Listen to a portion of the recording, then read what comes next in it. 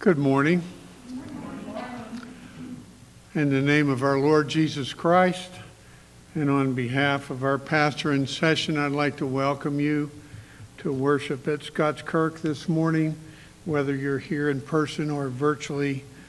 And we would mention that we have announcements in the bulletin and call your attention to those. Please take a look at those and take a minute to prepare your hearts for worship.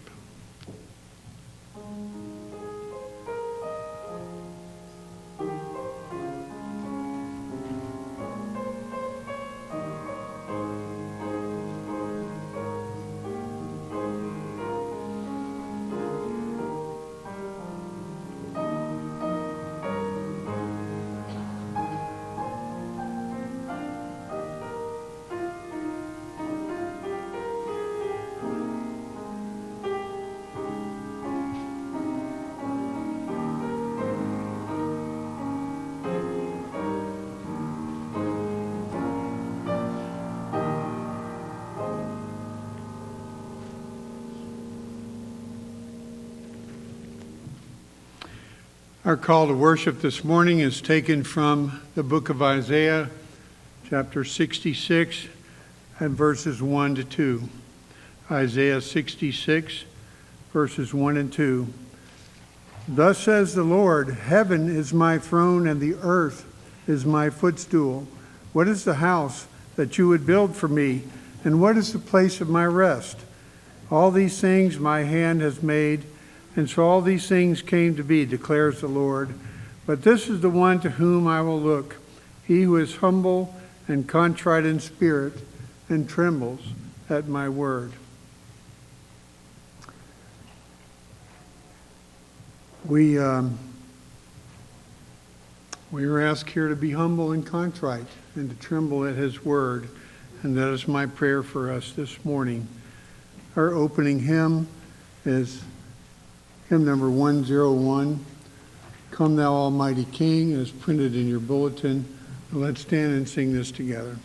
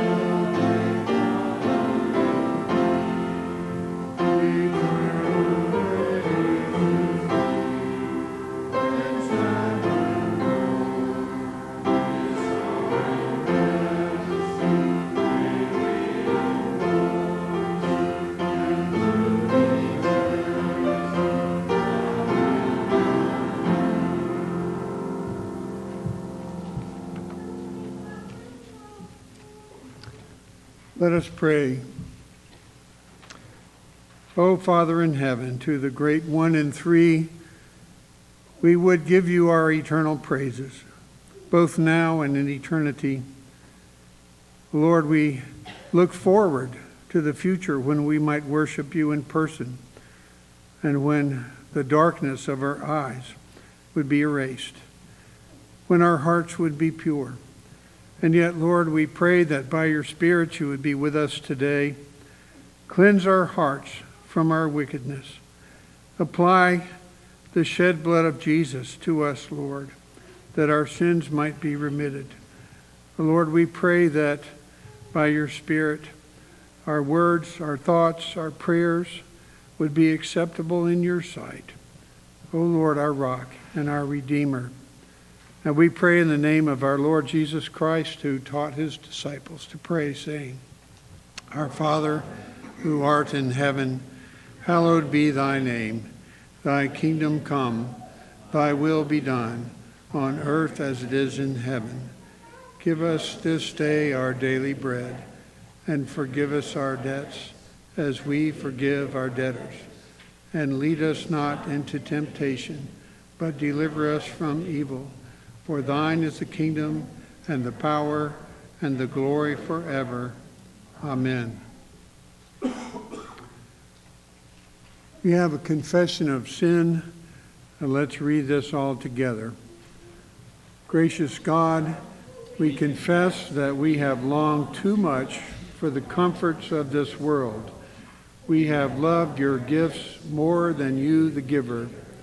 In your mercy, help us to see that all the things we pine for are shadows, but you are substance, that they are quicksands, but you are mountain, that they are shifting, but you are anchor.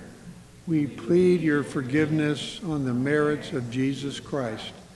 Accept his worthiness for our unworthiness, his sinlessness for our transgressions, his fullness for our emptiness, his glory for our shame, his righteousness for our dead works, his death for our life.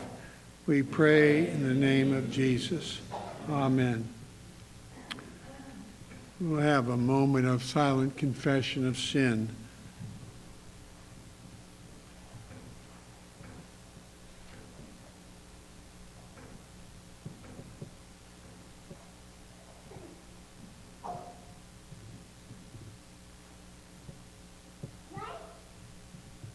Amen. Our assurance of pardon is taken from Revelation 21, verses 5 through 7. I will read,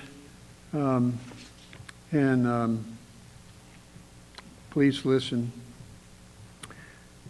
He who was seated on the throne said, I am making everything new.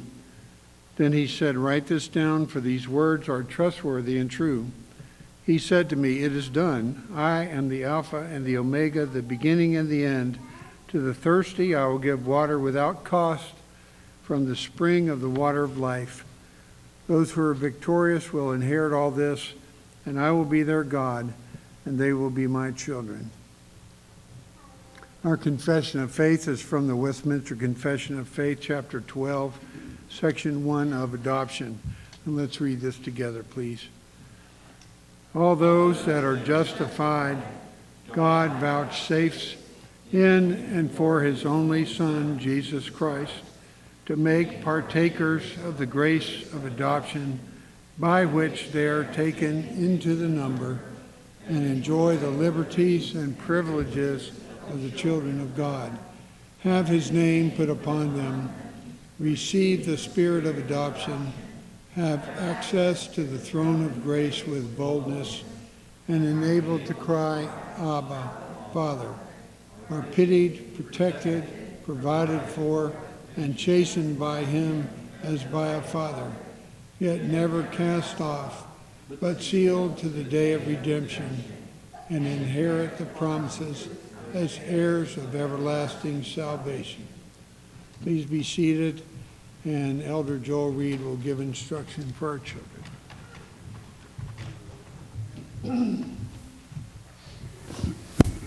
Well, good morning. If the children will come down, we'll have everybody down front again. And while the kids are coming down, I just want to remind that the youth group will be meeting at 5:30 tonight instead of 6 here at the church. There was a time change in the announcement, so I wanted to make sure people were aware. All right. Oh, okay. There you go. You found the best seat, didn't you?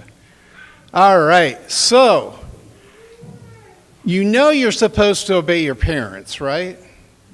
Yeah. That's one of the things that God specifically says, obey your parents, right? But you know what else God says?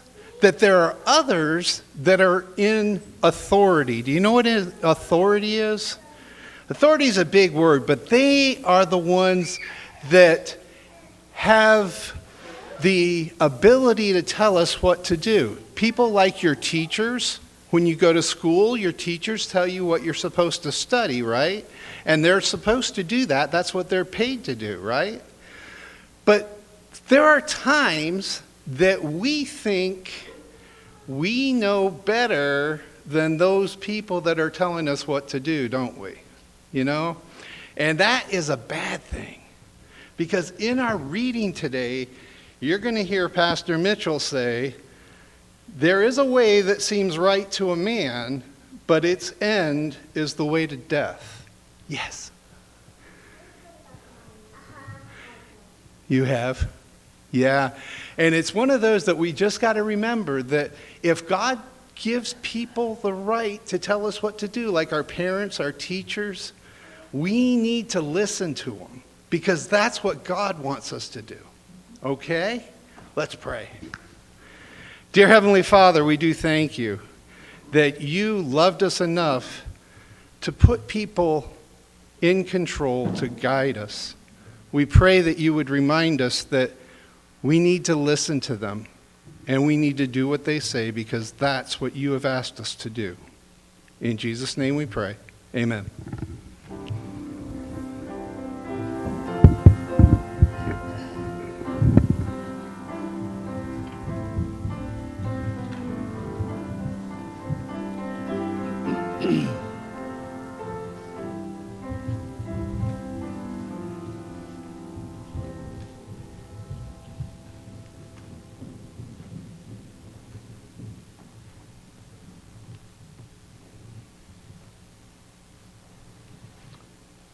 Our scripture reading for today is 1 Chronicles chapter 28, and we'll be reading the entire chapter, verses 1 to 21.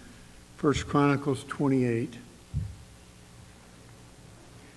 David assembled at Jerusalem all the officials of Israel, the officials of the tribes, the officers of the divisions that served the king, the commanders of thousands, the commanders of hundreds, the stewards of all the property and livestock of the king and his sons, together with the palace officials, the mighty men and all the seasoned warriors. Then King David rose to his feet and said, "Hear me, my brothers and my people. I had it in my heart to build a house of rest for the ark of the covenant of the Lord and for the footstool of our God. And I made preparations for building. But God said to me, you may not build a house for my name, for you are a man of war and have shed blood. Yet the Lord God of Israel chose me from all my father's house to be king over Israel forever. For he chose Judah as leader, and in the house of Judah my father's house, and among my father's sons, he took pleasure in me to make me king over all Israel.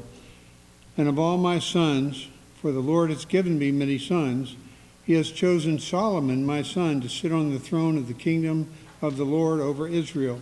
He said to me, it is Solomon your son who shall build my house and my courts, for I have chosen him to be my son, and I will be his father. I will establish his kingdom forever if he continues strong in keeping my commandments and my rules as he is today. Now therefore, in the sight of all Israel, the assembly of the Lord, and in the hearing of our God, observe and seek out all the commandments of the Lord your God, and you may possess this good land and leave it for an inheritance to your children after you forever. And you, Solomon, my son, know the God of your father and serve him with a whole heart and with a willing mind, for the Lord searches all hearts and understands every plan and thought. If you seek him, he will be found by you.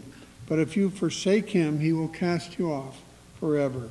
Be careful now, for the Lord has chosen you to build a house for the sanctuary. Be strong and do it.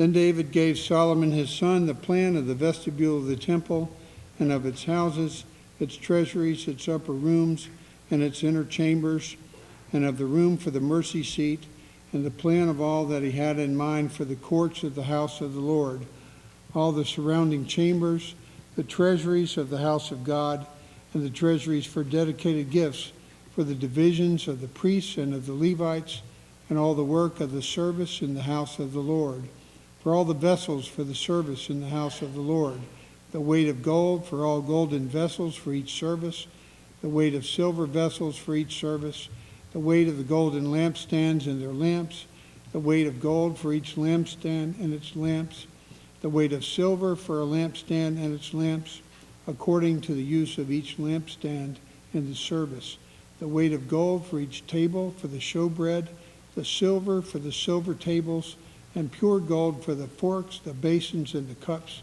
for the golden bowls and the weight of each, for the silver bowls and the weight of each, for the altar of incense made of refined gold and its weight, also his plan for the golden chariot of the cherubim that spread their wings and covered the ark of the covenant of the Lord. All this he made clear to me in writing from the hand of the Lord, all the work to be done according to the plan. Then David said to Solomon his son, "Be strong and courageous and do it. Do not be afraid and do not be dismayed, for the Lord, even my God, is with you. He will not leave you or forsake you until all the work for the service of the house of the Lord is finished. And behold, the divisions of the priests and the Levites for all the service of the house of God. And with you and all the work will be every willing man who has skill for any kind of service. Also the officers and all the people will be holy at your command." The word of the Lord.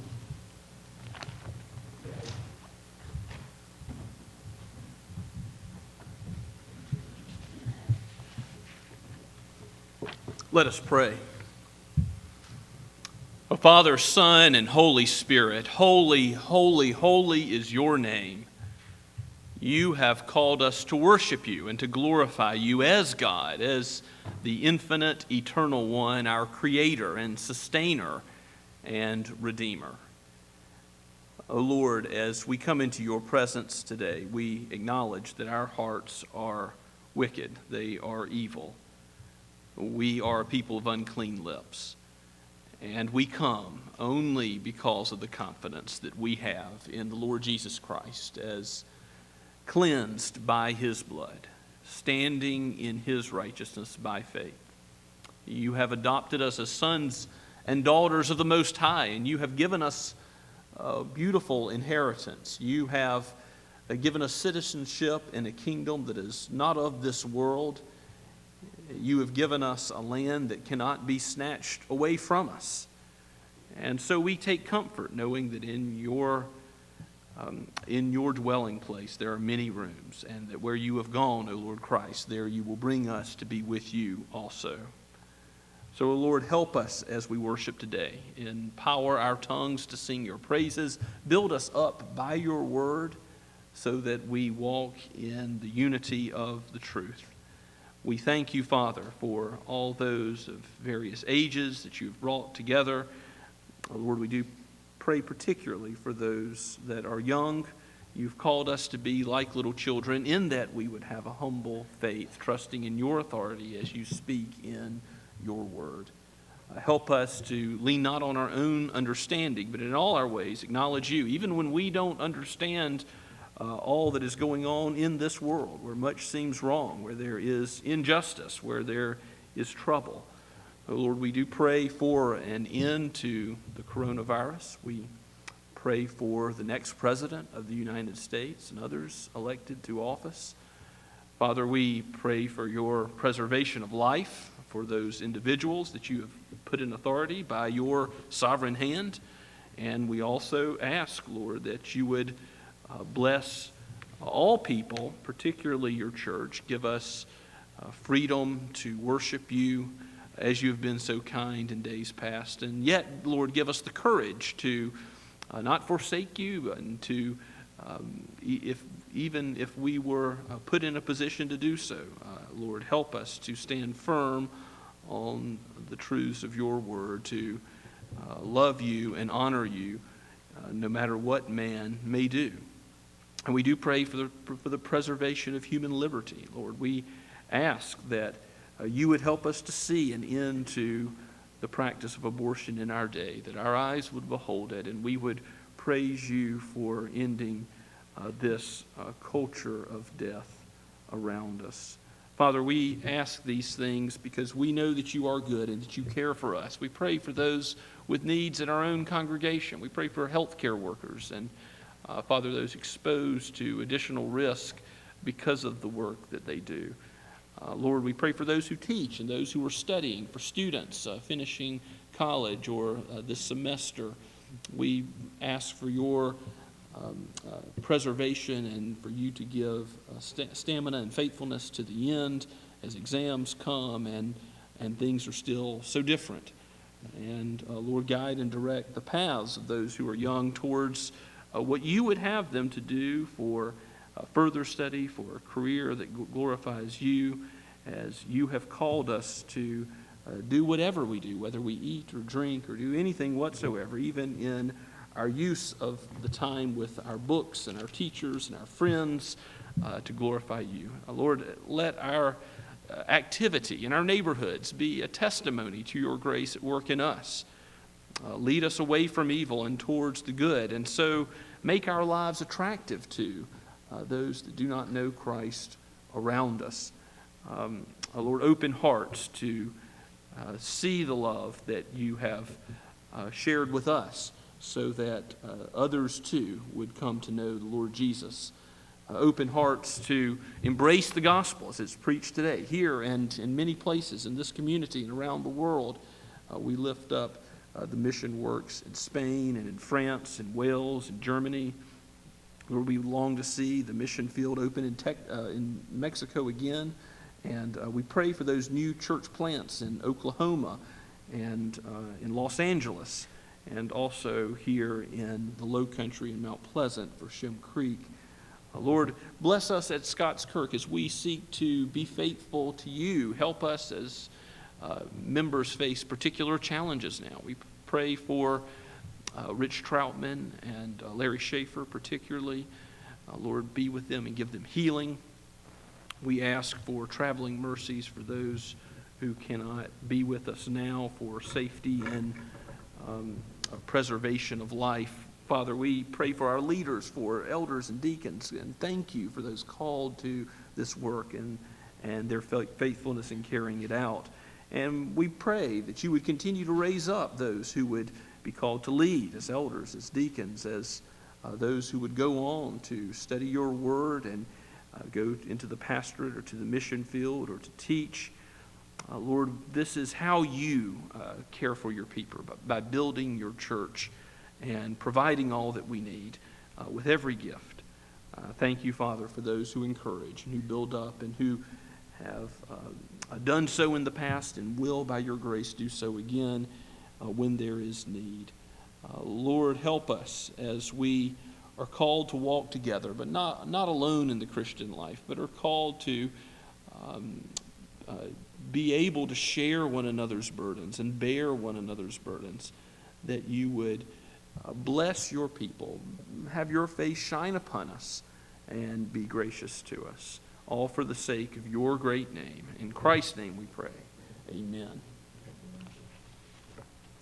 Let us continue to worship this morning as we sing together, "There is a Higher Throne," printed in the bulletin.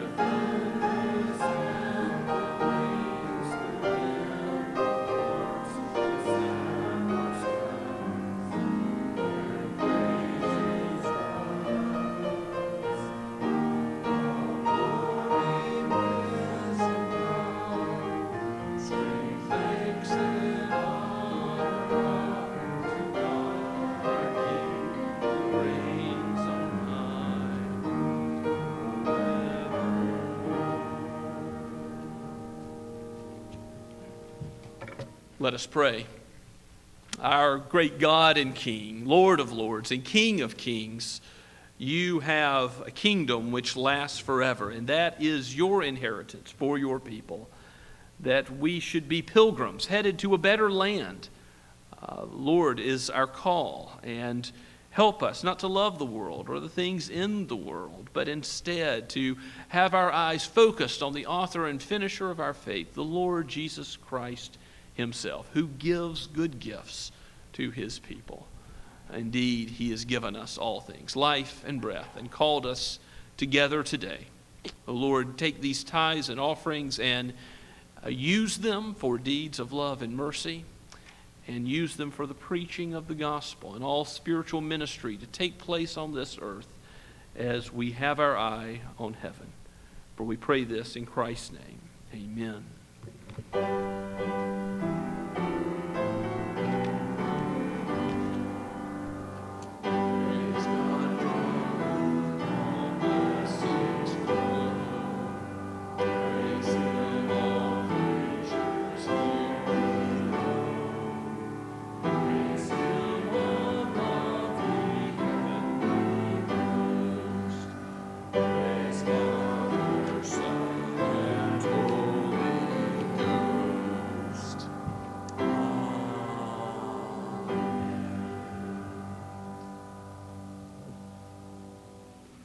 Please be seated and take your copy of God's Word and turn with me to the book of Proverbs once again. We're going to Proverbs 14 as our main text this morning.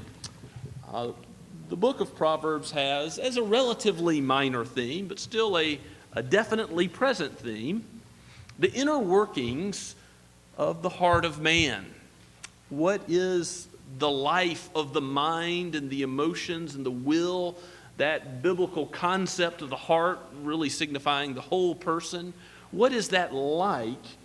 How has God made us? And in his wisdom, he tells us what is going on with our own joys and sorrows, what is going on with our own inclination to will good and evil, what is going on with how we use our minds to be not conformed to the world, but to God's Word. So from Proverbs 14, we'll read this cluster of verses from verse 10 to 14, which have to do with the heart. Listen to God's Word, penned by man, breathed out by the Holy Spirit for us today. The heart knows its own bitterness, and no stranger shares its joy. The house of the wicked will be destroyed, but the tent of the upright will flourish. There is a way that seems right to a man, but its end is the way to death. Even in laughter, the heart may ache, and the end of joy may be grief. The backslider in heart will be filled with the fruit of his ways, and a good man will be filled with the fruit of his ways. Let us pray and ask for God's help. O Holy Spirit, you who have written the Word, open our eyes to see the one who is good, the Lord Jesus Christ, he who has clean hands and a pure heart, that we might approach your throne through him, and so be taught by your Spirit to understand ourselves and to honor you with our whole heart more and more. For the sake of your great name, we ask it. Amen. Your heart is yours. It does not belong to another. Your heart has to do with your heart, soul, mind, and strength. And as Christ summarizes the great commandment to love God with all of who we are, again and again, the scriptures tell us that what is in our heart, not just the emotions, but all of our person, is called to glorify God. But it is our own experience in our own personhood that is unique to us. Certainly in this life there are going to be challenges. There are going to be trials and temptation temptations that are common to man. 1 Corinthians tells us.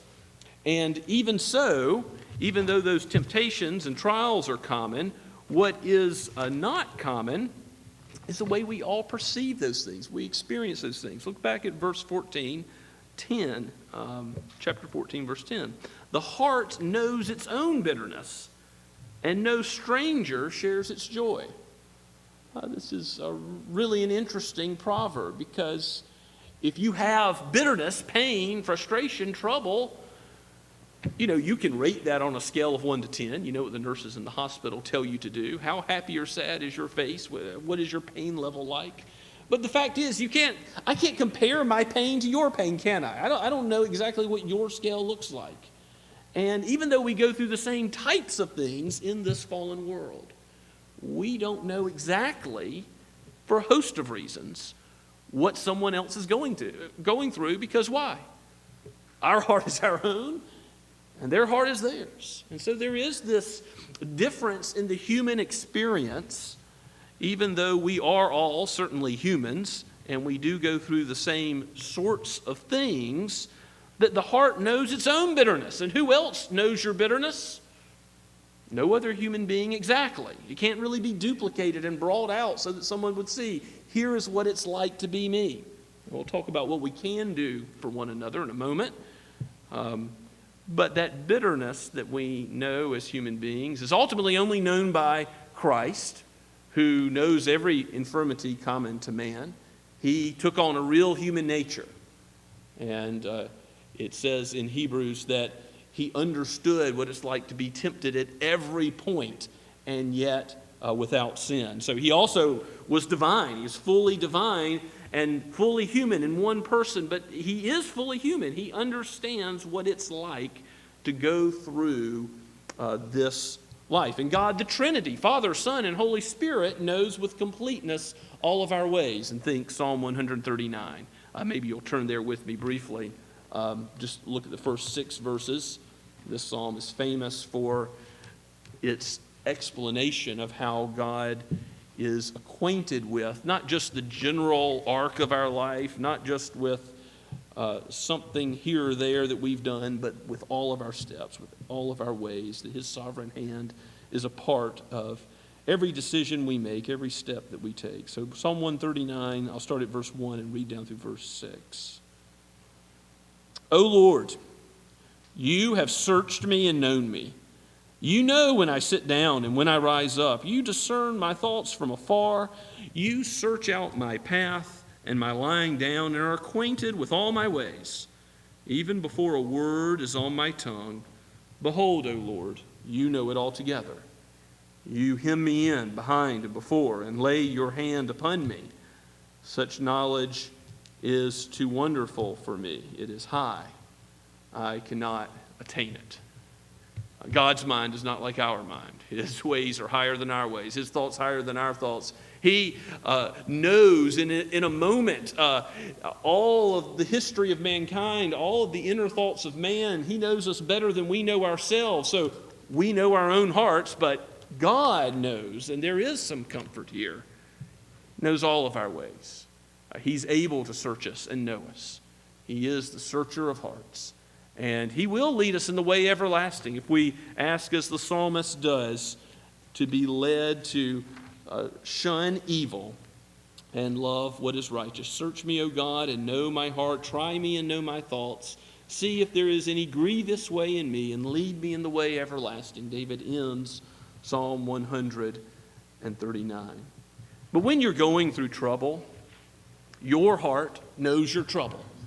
And that can't be shared exactly with anyone else. And the same thing goes for joy, for what you rejoice in, what makes you happy. Those things also are not, in the same way, transferable to someone else. When it says no stranger shares its joy, it's using the word stranger as you see previously in Proverbs 5 with a strange woman. I mean, she might be someone who's known well, but it's someone outside the covenant of marriage.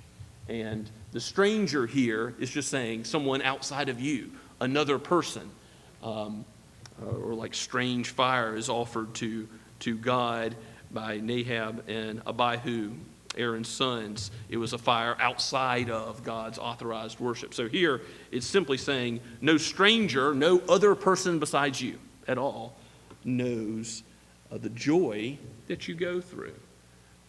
You can express something of your joy. You can express something of your sorrow, but no one knows exactly except you. That proverb rings true, doesn't it? And yet at the same time, this is no excuse for us to say, well, what I'm going through is singular. It's unlike what any of the rest of mankind has gone through, and so therefore you can't possibly help me. Because guess what? The gospel still applies.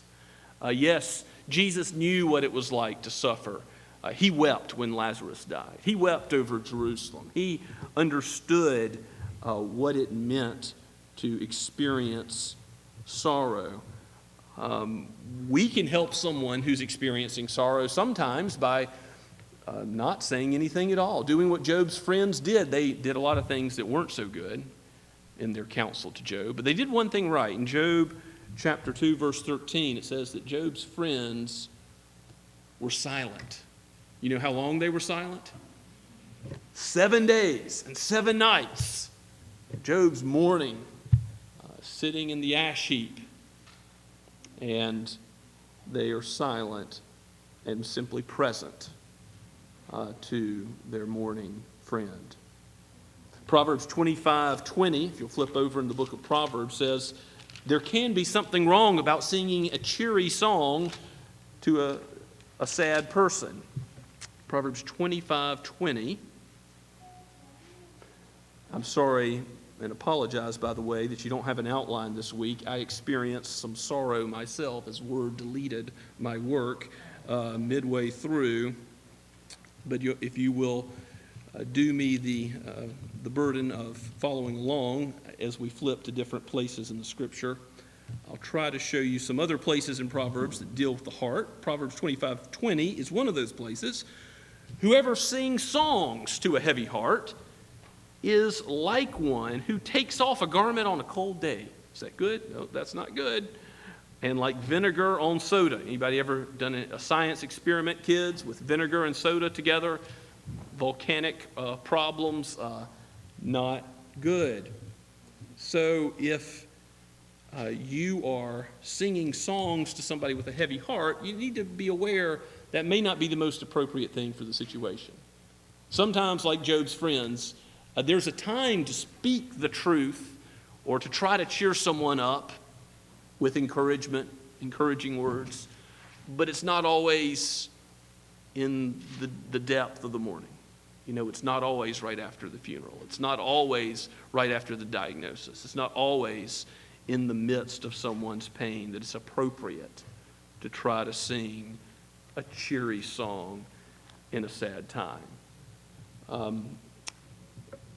The outcome of our encouragement needs to be ultimately with words. I think that Galatians 6:2 clearly instructs us we are to bear one another's burdens in some sense. So the heart bears its own burden, but we are to bear one another's burden in some sense. Bear one another's burdens and so fulfill the law of Christ, Galatians says.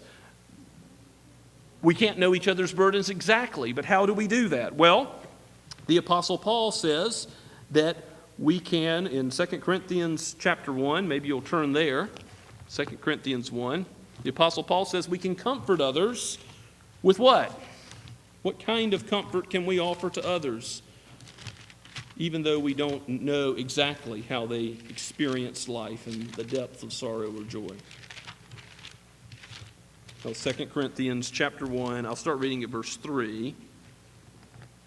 Blessed be the God and Father of our Lord Jesus Christ, the Father of mercies and the God of all comfort. So our God is a God of comfort, who comforts us in all our afflictions, so that we may be able to comfort those who are in any affliction.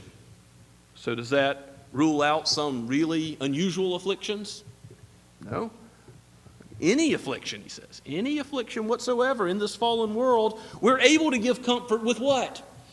The gospel, because we have a God of all comfort. Whatever sin has disrupted in our life, whatever emptiness and terrible consequences sin has brought into our life, here is the God of comfort who can give peace and an abiding joy even in difficult circumstances. When we think about our world and we think about what's wrong, how things seem out of control, well, we remember God is sovereign and He is in control, and we can be comforted with what? This very same gospel that we might use to comfort someone else. It comforts ourselves because we are comforted in any affliction, that nothing can separate us from the love of Christ. This is true, that even as we share abundantly in Christ's sufferings, Paul says in verse 5, so through Christ we share abundantly in comfort too.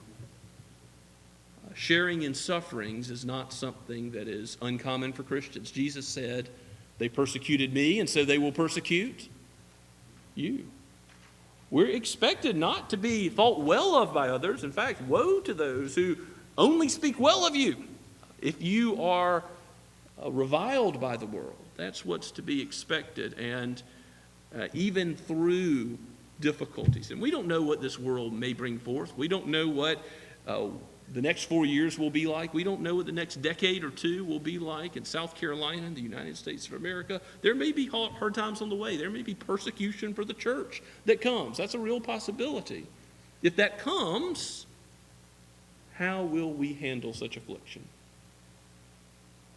Will we be ready to say, the God of all comfort is with us? The God of all comfort can enable you, too, to have joy and peace, even in the midst of maybe other hardships, the loss of a loved one, the loss of a job, the loss of relationships. I mean, public health crises, waves ahead. We don't know what is in store, but we do know that our God is the God of all comfort. And so, though our heart is our own and not someone else's, God is able to help us fulfill His holy law and to bear one another's burdens, to encourage one another. Yes, to use words as appropriate, to encourage other people. How? With our own ideas? No. With the Scriptures. How are we to be competent to counsel one another? Through the Scriptures. It's not through any other standard, any other authority. If you look back to Proverbs 12:25, Proverbs chapter 12:25 says this, anxiety in a man's heart weighs him down, but a good word makes him glad. And there are actually several proverbs that say pretty much the same thing. Can the heart be weighed down with a heavy burden? Yes, it can. And God's people can struggle with anxiety. Yes, Jesus calls us not to worry, not to run after what the Gentiles do, to think that life will be fulfilled by some earthly longing, but instead to focus on a heavenly longing. Focus on Christ as the author and finisher of our faith. This heavenly longing is ultimately going to be fulfilled, is it not? Christ is going to give us a home in heaven, not made by hands. It's going to feel more like home than any home we've ever had here below. I've been going through attics and closets and everything else in the house that I grew up in Due West, South Carolina, and clearing things out. You know, I lived there for 20-something years. It feels like home, even going back to it after all this time. But heaven is going to feel more like home for God's people. Why? The people of God will be there. The praises of God will be there. All the angels in heaven will be there. We'll meet all the saints of old, but we will be with God Himself. The God who is our God and we are His people, that covenant relationship will not be any longer walked by faith, but it will be by sight. In other words, the shadow is now, but the reality is to come.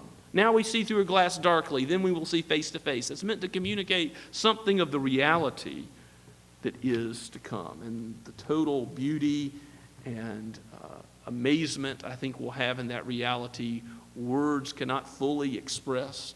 God is condescending to talk to us in human language, to say something about it. But our communion with him will go on and on in eternity. And the many mansions that he has prepared for his people are just the beginning. The streets of gold are just the beginning. God will be there. He will be our God, and we will be his people. What we read earlier is true, that he is the Alpha and the Omega, and he will give to us forever, without cost, from the spring of the water of life. We will be victorious in inheriting all of these covenant promises as God fulfills our longings. Look at Proverbs 13, verse 12. This is a statement about life in general. It's true, but it sure does make you think about heaven and the life to come. Proverbs 13:12 says, "Hope deferred makes the heart sick, but a desire fulfilled is a tree of life." What will be forever in the midst of the New Jerusalem, the tree of life that will never cause anyone to perish, but will abide forever. Hope deferred makes the heart sick. Children, if you've ever waited on a birthday present or a Christmas present, you know what this is.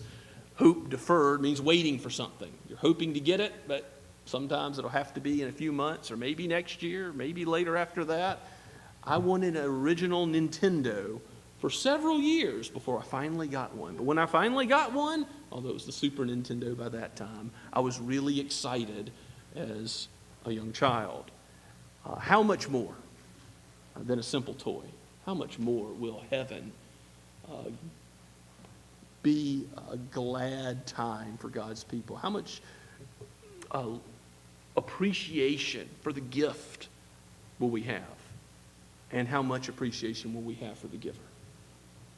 Will we not give God all the glory he is due for the heavenly home that he has given us in this everlasting inheritance? No, our kingdom is not of this world. It is in the new heavens and new earth to which we are going. Yes, we will dwell in the house of the Lord forever. Psalm 23 says,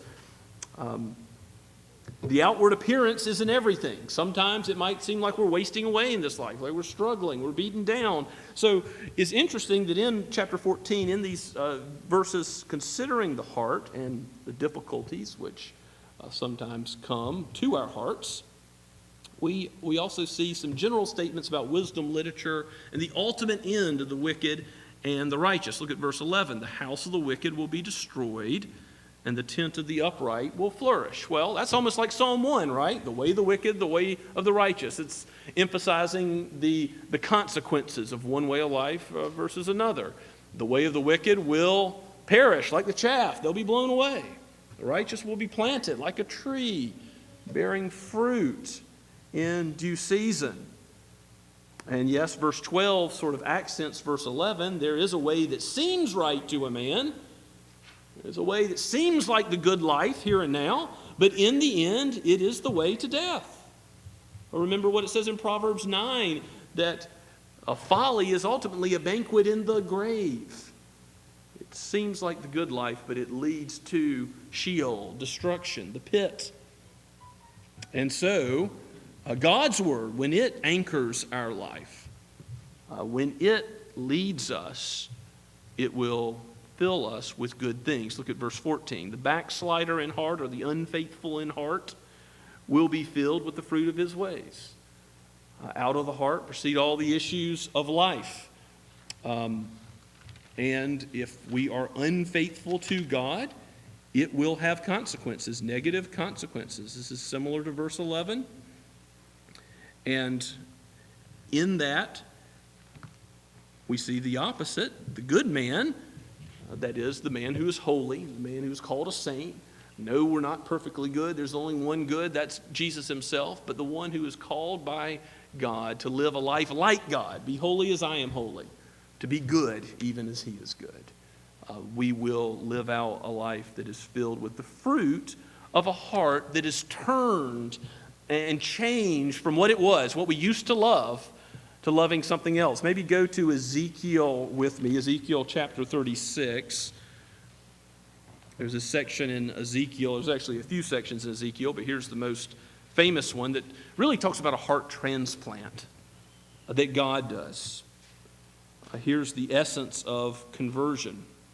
God says in Ezekiel 36, verse 26, I will give you a new heart, and a new spirit I will put within you. I will remove the heart of stone from your flesh and give you a heart of flesh. And I will put my spirit within you and cause you to walk in my statutes and be careful to obey all my rules.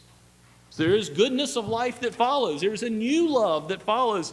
Did you hear all that was read earlier about the particularities of the silver and the gold and all the instruments and the priests and their vestments and everything else in the worship of God? God cares about how we live. He cares about how we worship Him. He cares about our heart and their fruit. Our inner life is important because out of the heart comes words, comes actions, comes how we feel towards the Lord and others. Out of the heart proceeds the issues of life. So this heart transplant that God does, ultimately, in conversion, He takes away a heart of stone and gives us a heart that beats, a heart of flesh, a real heart. He takes us from deadness and sins to being alive in Christ, and that new life is not something that we have anything to do with, is it? We are born from above, given a new birth, regenerated by God's Spirit, and so given a gift. God is the surgeon, the great physician. He does the heart transplant for our benefit. And so we can say He is faithful. And so these gifts that we are filled with from the fruit of our ways in following Him after His goodness, they're ultimately a gift from Him by His grace that go to His glory, not to our glory.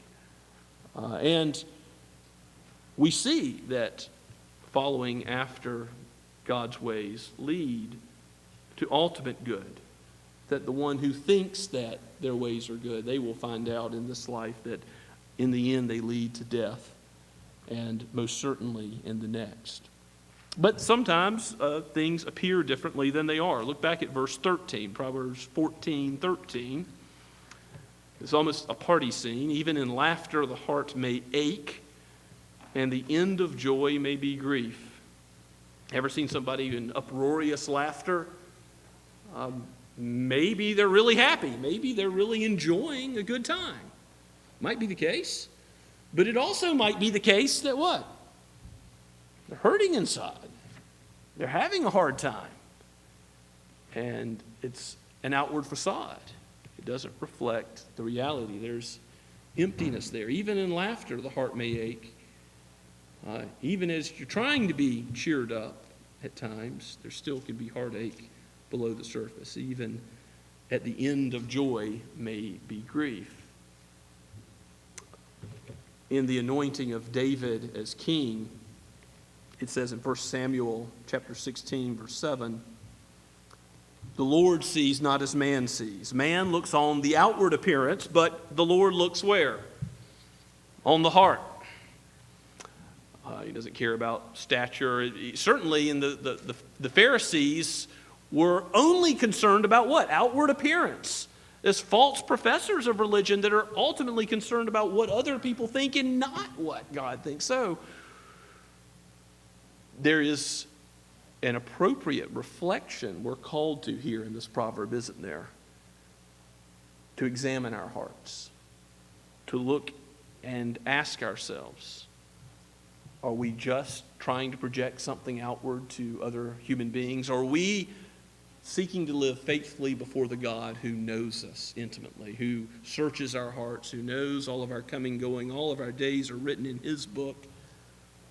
And even as that is the case, are we going to do what He says? Are we going to follow His word and keep our hearts? Proverbs 4:23 says, keep your heart with all vigilance, for from it flow the springs of life.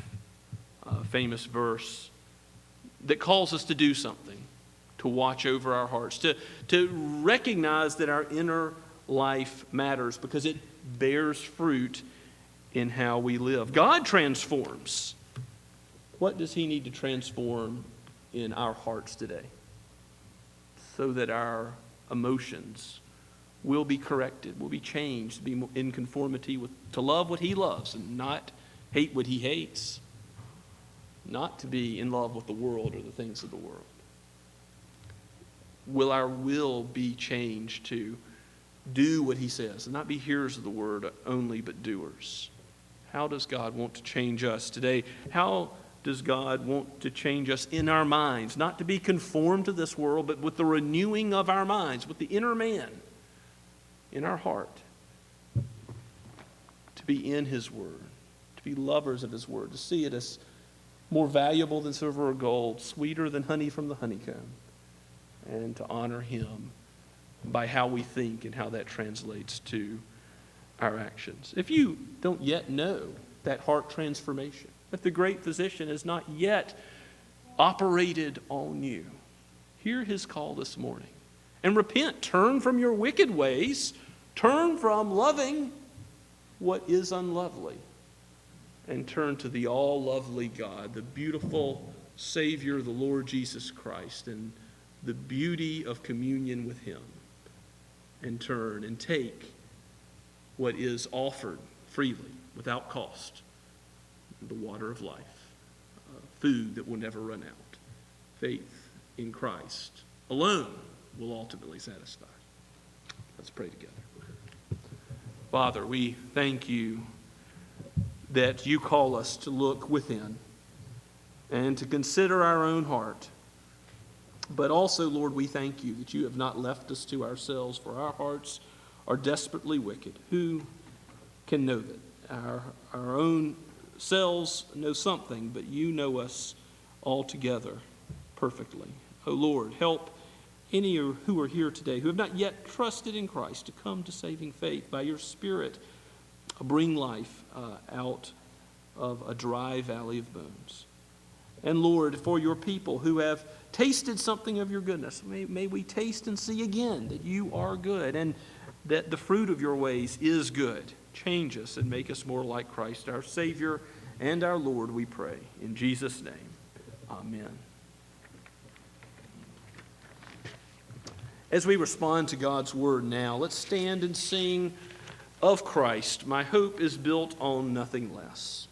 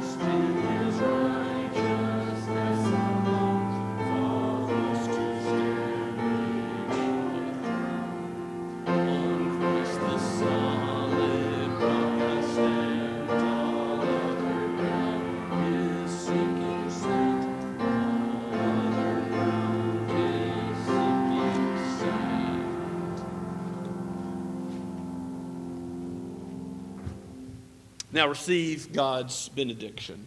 May the Lord bless you and keep you. May he cause his face to shine upon you and be gracious to you. May he lift up his countenance and give you peace, now and forever. Amen and amen.